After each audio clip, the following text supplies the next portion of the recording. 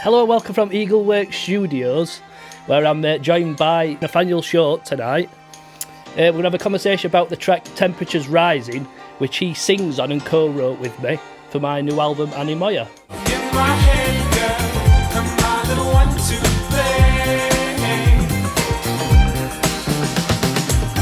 play. How you doing, mate? Not too bad, man. Not too bad. Yourself? Yeah, sound me, mate. Good man. Right, I've got some questions and I've even printed them out, professional. Can you describe who you are in less than 20 words? My name's Nathaniel Short. I'm a 26-year-old singer-songwriter, I'd say, from Sheffield, born and bred. Just a nice eclectic mix of kind of soul, house with a bit of pop, really. But massive Sheffield United fan, more importantly. That's what I'd start with. I weren't counting, but I'm going to say that was 20. Well done. Sorry. So, how would you describe Temperatures Rising? Oh, I would describe Temperatures Rising as kind of that first natural spark from a love affair in terms of the track, I would go. Yeah. Just kind of that excitement from when it all builds up, when you first meet her. But as a track itself, it's just a feel-good tune. I really, really like it. I like the way it carries. The strings at the start are fantastic. But yeah, just a good summer tune, I think, personally, for me. That's the first time that I've used an actual string quartet as well, to be fair. Really? Yeah, so I'm really happy with the... I think that's the main, like, apart from obviously your vocal, that's the bit that like really brings it all together. Oh, definitely, man. Excited to see where that goes. And I've already been remixing it already, to be fair, so we've got a few different versions. Ooh, baby. Sound. What are you working on at the minute? Just more singles, I would say. I've always struggled with kind of the commitment to music. Okay. For what reason? Oh, just the standard issues of life, I would say, and getting old. Turned 26 on Friday. Feel my knees going. Oh. But no, I don't know. It's just kind of that commitment to it and just really working at your craft and sort of just becoming good at it, really, and enjoying what you do. But for me, probably about 4 or 5 singles in the run at the minute. Graciously getting your help with that, so thank you for that, no Mr. problem, Yarny. But yeah, I just kind of want to release music, get my name out there, and just sort of just build a good rapport with some good fans, really. So have you got anything that's getting close to being released? Or? Yeah. I'd say probably 2 or 3 tracks are pretty much there. They just need finalising, really. Yeah. So what kind of vibe are they? Very much sort of a house disco-esque, I would say. I do like my pop, so I just kind of incorporate sort of sounds from that, really, and what's sort of hot at the minute, I would say. Yeah, I think that's the thing I'd take away from listening to your releases so far. It's like a good balance of danceability and pop sensibility, and without being too heavy in either direction. You know what I mean? Just a good balance. Yeah, of course. To be fair, that's like what Temperatures Rising's like. Yeah, I mean, sorry, go on. No, go on, mate. No, I very much felt that when you sent the original kind of instrumental. I just knew I'd be able to do something with it. It was just kind of that. Touched you. Yeah, I don't know. It just had a very nostalgic feel to it, and I was like, I can definitely get behind this. Yeah. Who's your greatest musical inspiration? Oh, I would have to go, definitely without a doubt, Tom Misch. Okay, yeah. Yeah, I get that. He was very much kind of... I've always really been into music. Yeah. But I never really took an appreciation for it. And I think during sort of 2017, 2018, as I was leaving school, that was kind of really when I got into listening to sort of new artists. And someone I remember played one of his tracks, Watch Me Dance. And I was like, I just kind of never experienced it was like that feeling from music. Yeah. It was just eureka moment. Yeah. I never knew that sort of music could make you feel a certain way about a certain thing, and it just brings me back to that nostalgia of being in school. But he just kind of got me through, and then during COVID, he released Geography before, and then I can't remember the name of his newest album that he did. It was like a collaborative one, but is that the one with Yusuf Days? Yes, that's the one. Yeah, I know, yeah. What is it? What kind of music? Yeah. Yeah, it's good, mate. Some amazing musicians on that record as well. Oh, incredible. But a close second would be Loyal Kana, and they kind of go hand in hand, I would say. Yeah, well, I think they've all of those artists you just mentioned, they've all like kind of just cross-pollinated into each other's. They've all featured on each other's music as well. I think it helped bring them all up at the same time. Yeah. Then I kind of off exploring their own sound, but I always find myself, if I've got to put a tune on, I'm gravitating towards them too, definitely. Right, yeah, cool. So basically, Anemoia, for those that don't know, is me creating a record that's centred around the feeling. Well, Anemoia basically is a feeling of nostalgia for a time where you didn't exist, basically. For me, it's the 70s, and I just thought it'd be a good idea to ask everybody who's featured on the record what their version of nostalgia is. I would guess it's a bit of a rogue. Well, maybe not rogue, but it's it would be Somebody by Kings of Leon. Oh, right, yeah. Really rogue yeah. shout. But I can't remember what iPod it was back in the day, but it was like a little, I don't even know if it was an iPod, it was just an MP3 player, and you just essentially downloaded music. And that's a bit before your time, but but no, Stop it. yeah, and I just got his, I think I just downloaded their album, and it was just that one track that was like, I don't know, it starts off with some heavy drums, and it just gets you going. Yeah, I think that's the one where I think they changed the sound, didn't they? Because they were like punky before that, with like the turning point where they went more commercial and just blew up, didn't they? Oh, that's where they did Use Somebody. Sex on Fire. Yeah, Sex on Fire, Closer. I don't know, yeah. But I think if I was to pinpoint a track or an album, it probably would be them. Is it Daniel Powell, The Bad Day? Don't know that.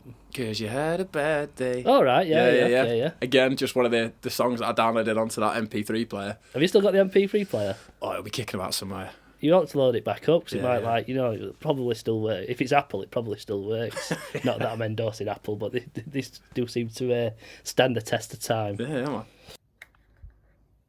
Where's the most random place you found inspiration? Oh, God. To be fair, I would say I used to have two of my best mates studied down in Bird College in London. Okay. So kind of everybody left for uni, and I was sort of studying left in Sheffield. And I remember I used to always get the National Express, so it was about £4. And I just knew going down it was the best feeling ever, because it was going to be a good weekend away from work. I didn't really get that uni experience, so I was kind of living it for that. But I remember the coach back was one of the most horrific experiences I've ever had.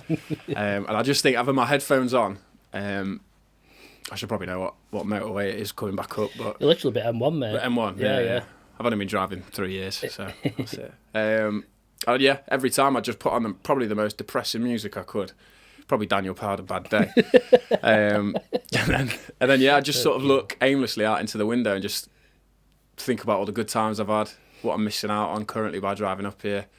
And I think that very much, it was quite a nice reset, I think, every time I went down and then went back up, and I was like, right, I've got to fulfil that feeling that I've just had.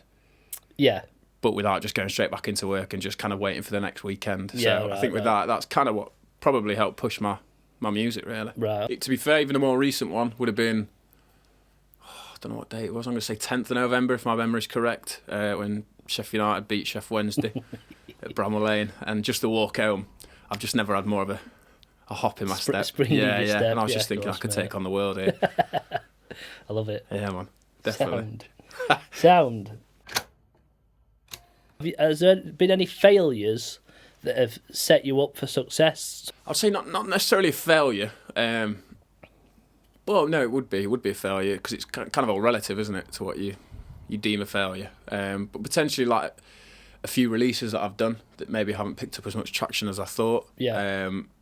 And you kind of, I've only released probably a handful of tunes, so every time I do, I just expect that to kind of be it. It blows up. What I will say with that though, if you're proud of the output, it's already a success, isn't it? The rest, obviously, yes, when you're an artist of any sort, you put something out in the public, you're seeking some form of reaction, approval. Yeah, of course. But if you've put something out, you're proud of it from the beginning, that's already a success. It's too easy to get sucked into just measuring stuff based on digits, streams, numbers. Yeah. If you're proud of it, it's when you're not proud of it, and then also then that's a bad combination. Yeah. So no, definitely, completely agree with that, because you kind of.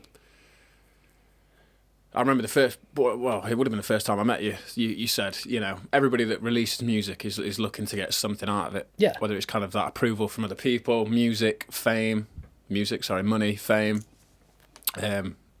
it is like, in a selfish way, you do have to kind of think, what am I wanting out of this? And I've just realised as I was getting old. I'll repeat that again. You don't know what that feels like, mate. But you just kind of, I see it now as sort of a body of work to just, in 50 years' time, You could just open Spotify if it's still a thing. And hopefully not. Yeah, no. Yeah.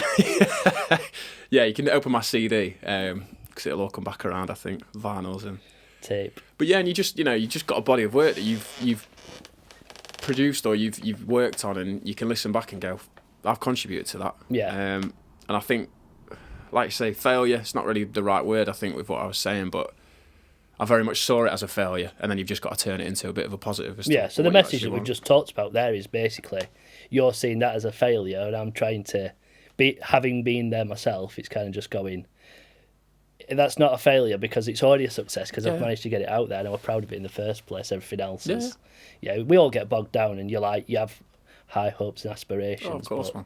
As long as you don't set that as the expectation level with everything you do, it's all trial and error. No, of course. I remember, when I released the first EP I did, Better Tomorrow, and I was like, in my head, I was like, I'm going to get signed at the end of this year. I was like, that's it, I've made it. Yeah.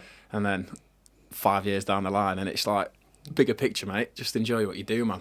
Why just stress yourself down? Yeah, you get excited, and it is nice when you do get some traction. So the reverse of that, then, what's one good habit that's improved your life? Ooh. Might not have to be musical. It could be just improved who you are. Or Fair, good habit.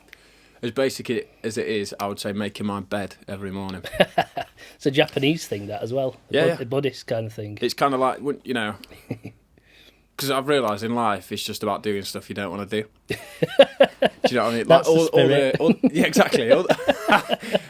Yeah, it's making me sound very miserable, actually. I'm quite a happy guy. But yeah, it's like, the making the bed or doing the washing or washing the pots. It's little tasks like that I've found that if you just get it done, and it's the first thing you've done in a day, you've literally then done something that you don't want to do, and then it's not that bad.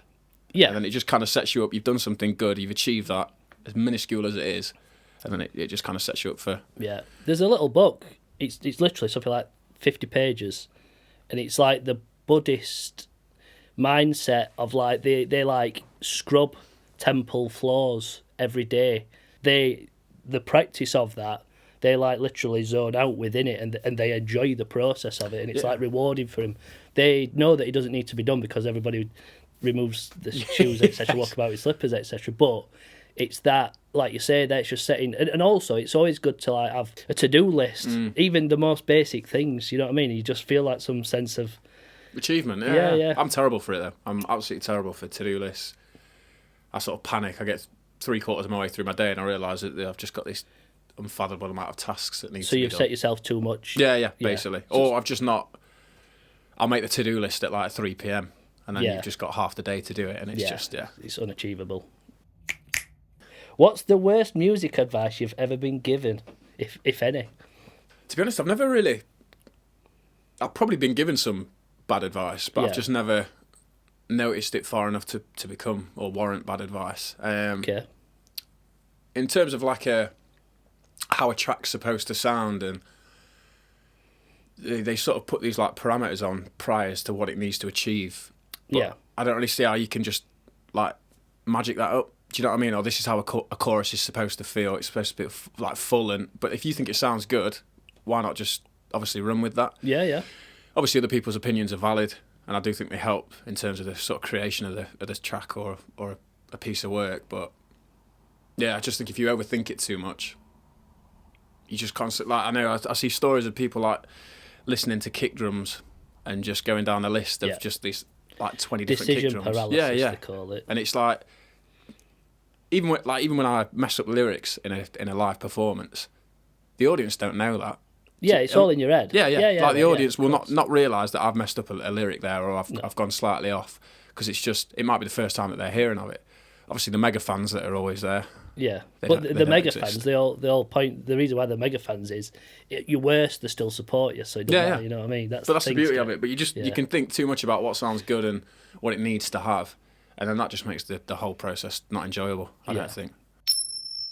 Well, we'll end this short interview. Yeah. Sorry. Interview makes it sound formal.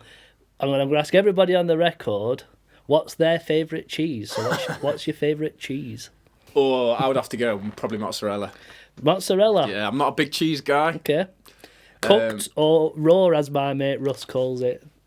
It would be raw, wouldn't it? Yeah. But like, I've got my mate Russ. Yeah. He won't eat cheese raw, as in it's got to be cooked. Yeah. He won't eat like he won't have a cheese board. No, I couldn't do that. Couldn't do that. But mozzarella's like. I could probably push it with. Yeah, I could probably push it with mozz. Yeah. Mozz.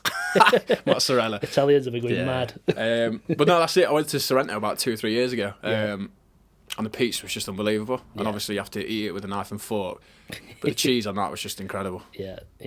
Life-changing. Yeah. All right, well, that concludes today's little chat. And this is Nathaniel's show. And keep your eyes peeled for temperatures rising. No, Cheers. Yeah. Thank you so much. Cheers, mate. Temperatures rising, feels so surprising. There's no escape.